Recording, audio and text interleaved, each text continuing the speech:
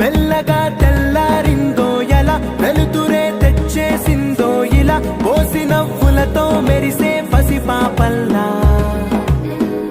చేదతో బావులలో గలగల, చెరువులో బాతుల ఈతల కళ, చేదుగా ఉన్న వేపను నమిలే వేళ.